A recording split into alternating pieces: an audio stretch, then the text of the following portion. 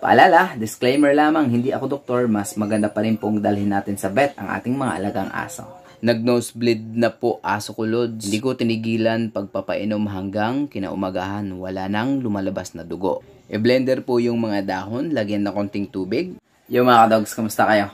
Home remedy para sa pagdurugo ng ilong. Napakasimple lang mga kadogs. Pero paalala lang ha, mas maganda pa rin talagang dalhin natin sa vet ang ating mga alagang aso kapag nagdurugo ang kanilang ilong. Dahil ang vet lamang po ang makakatukoy kung ano ang dahilan o kung ano ang sanhi ng pagdurugo ng ilong ng ating mga alagang aso.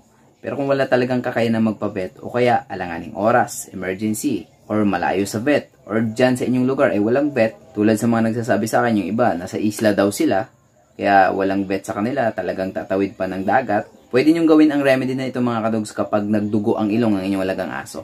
Mayroon kasing nag-share sa akin mga kadogs ng ginawa niya sa kanyang alagang aso nung nagdudugo ang ilong ng kanyang alagang aso. Nag-nosebleed na po aso ko, Lods. Mga sariwang dugo lumabas for almost 24 hours.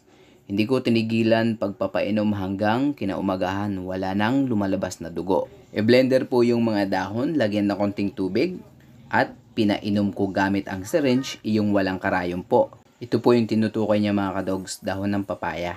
Okay, yung isang dahon ng papaya mga kadogs, pwede na yan, tanggalin nyo lang yung tangkay. Okay?